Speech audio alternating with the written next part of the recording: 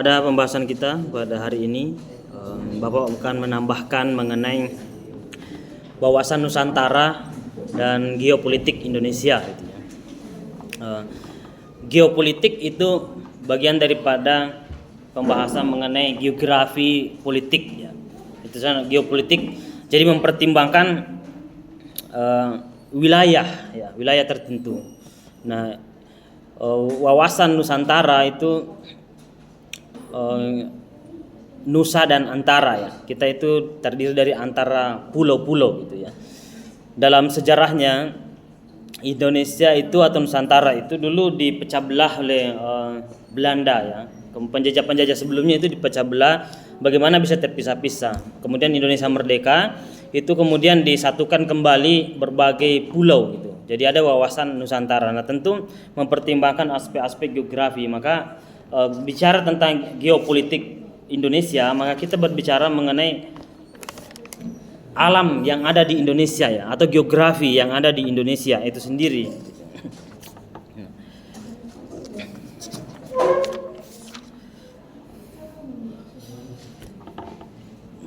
Nah, geopolitik itu memaparkan dasar pertimbangan dari aspek geografi dalam menentukan kebijakan nasional untuk mewujudkan suatu tujuan. Jadi kalau pemerintah menetapkan satu kebijakan nasional atau sekarang disebut sebagai PSN ya, proyek strategi nasional yang berkembang beberapa hari ini cukup alot sekali, yaitu kritikan dalam film dokumenter ya.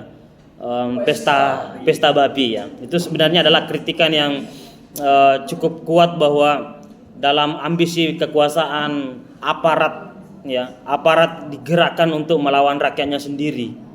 Bagaimana tentara digerakkan ya, itu mengikuti pola-pola di masa Soeharto juga begitu. Di masa Presiden Soeharto juga mengalami kegagalan dalam proyek pangan di Kalimantan Tengah itu tahun 1990-an. Itu sudah sekitar 25 tahun atau sudah sekian 20-an tahun lebih proyek itu gagal tuh sampai hari ini.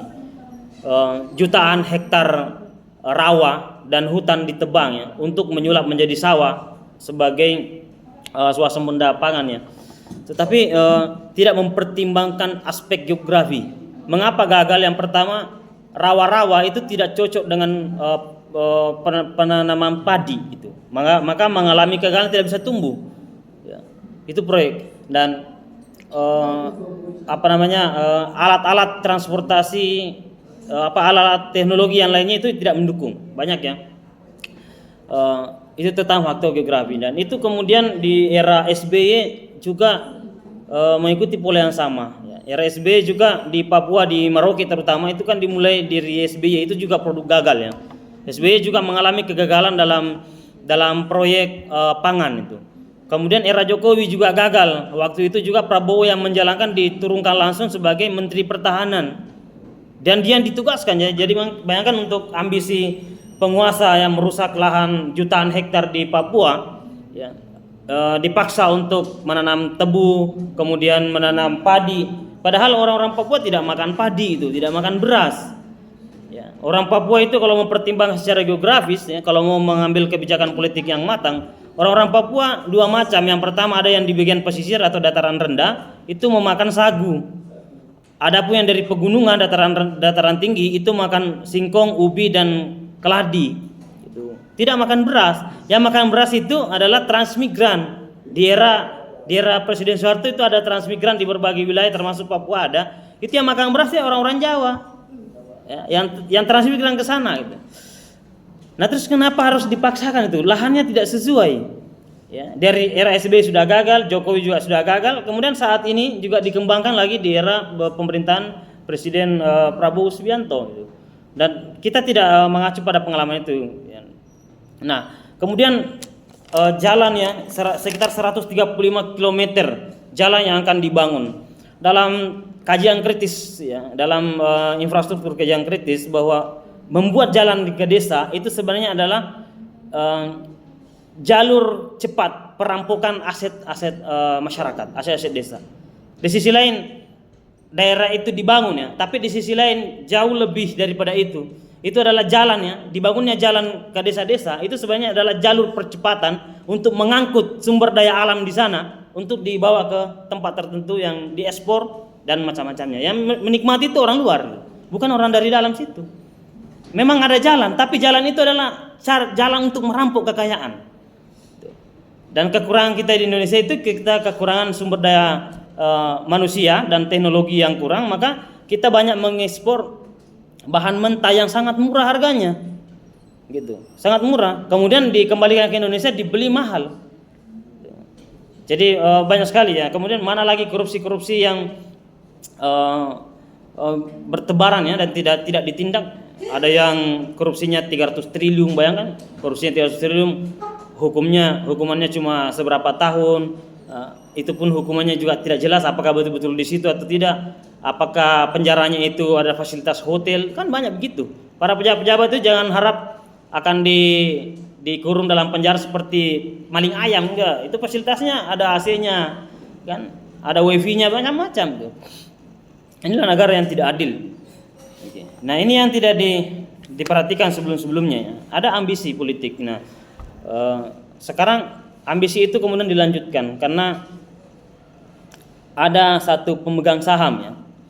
Ada sekitar 10 perusahaan, tetapi hanya satu keluarga itu saja. Jadi berkutat gitu saja. Jadi ada sekitar 10 perusahaan, tapi hanya satu saja yang satu keluarga semua itu yang menikmati. Nah, siapa yang menjadi dampaknya itu adalah masyarakat Papua itu sendiri. Kerusakan alam yang luar biasa.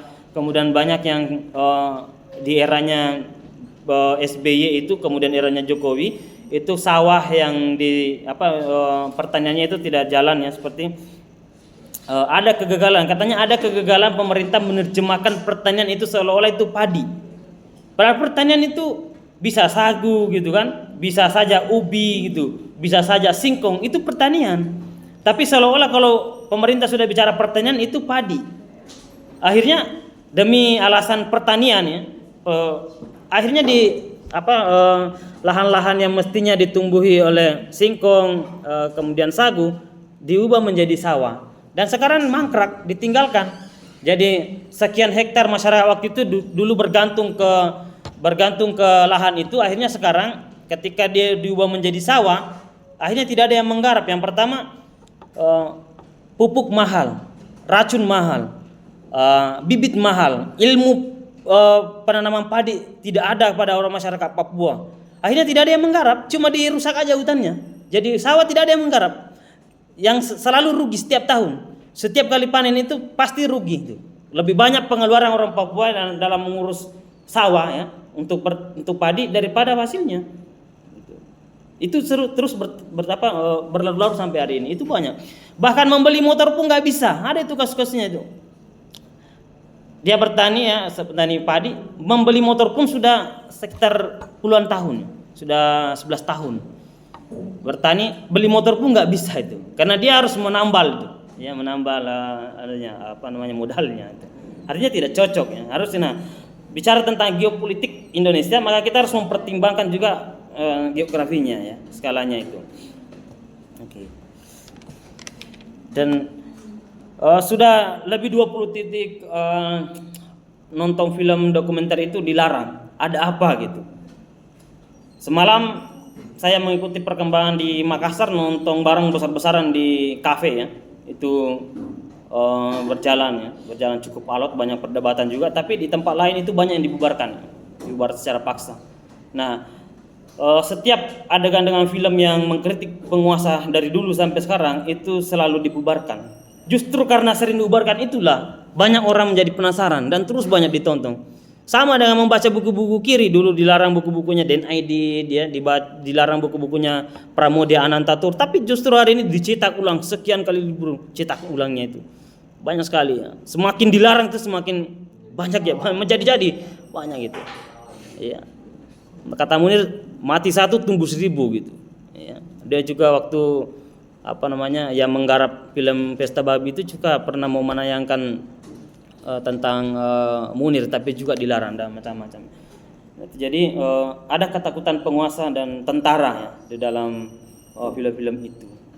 Justru ketakutan itulah menjadi pertanyaan besar, mengapa aparat negara yang mestinya berpihak kepada rakyat justru sangat jauh itu ya dari rakyat itu sendiri. Oke, negara ibarat makhluk hidup, ya betul ya, harus dirawat dengan baik. Kalau tidak, kita harus melihat ada pasang surut suatu negara dan ada yang hancur. Ibnu Khaldun juga sudah menulis banyak itu dalam mukaddimahnya, ya, dalam teori-teorinya banyak sekali dalam buku mukaddimah bagaimana satu negara bisa bangkit dan hancur itu. Anda baca teori sebagai teori sosial muslim ya, itu luar biasa. Sumber dayanya yang banyak tetapi tidak memberikan kesejahteraan pada rakyat. Itu karena sumber daya kita tidak dikelola sendiri itu secara baik gitu ya. Oke. Sumber daya alam kita tidak kita kelola sendiri tapi dikelola asing. Itu yang menjadi persoalan. Kemudian tidak menetapkan regulasi pembagiannya seperti apa. Freeport di Papua saja, ada profesor saya dulu di Jogja pernah menganalisis ya bahwa dulu ya satu hari Freeport itu berjalan ya, dalam penambangan emas, hasilnya itu bisa menghidupi satu hari masyarakat Eropa itu. Bayangkan kekayaan Papua itu ya, dari cadangan emasnya satu hari beroperasi di situ ya, dalam perampokan emas itu bisa menghidupi satu hari orang Eropa. Bayangkan kemakmuran Indonesia itu, kalau Indonesia sendiri yang menikmatinya. Ya. Tapi alangkah mirisnya ya, yang memiliki kekayaan adalah Papua, tapi yang terbelakang adalah Papua, terbelakang dari semua sektor. Mengapa? Karena pendidikan di Papua tidak sesuai dengan geografi politiknya. Ya. Teman-teman saya di Papua saya tanya, waktu kamu SD, kamu pernah dihukum nggak? Pernah. Mengapa? Karena saya tidak menghafal nama-nama candi Prambanan, nama-nama candi Borobudur. Loh, apa nggak diajarkan tentang bagaimana cara tambang emas? Nggak ada itu. Berarti kan pendidikan kita mengarahkan ke sesuatu yang tidak sesuai dengan kebutuhan gitu. Itu sengaja itu. Jadi sistem pendidikan kita yang tidak memperhatikan kebutuhan masyarakat. Mestinya kan orang Papua alasannya SDM-nya orang Papua rendah sehingga tidak bisa mengelola emasnya. Pertanyaannya, apakah pemerintah sudah melaksanakan bagaimana pendidikan yang bisa mengelola emas itu sendiri? Sampai hari ini belum ada. Begitu. Sama di tempat-tempat yang lain, gitu. Tidak ada. Semuanya sama itu. Saya juga begitu.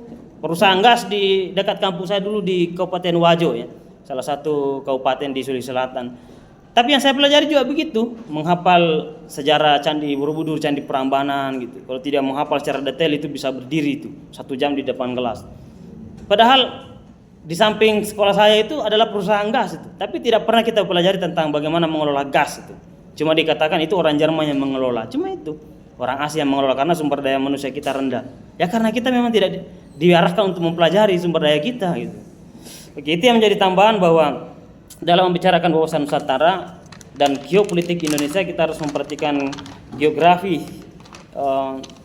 tempat itu sendiri dalam merumuskan kebijakan nasional supaya tepat sasaran dan bisa menguntungkan dan mensejahterakan rakyat. Cukup sekian pada pertemuan hari ini.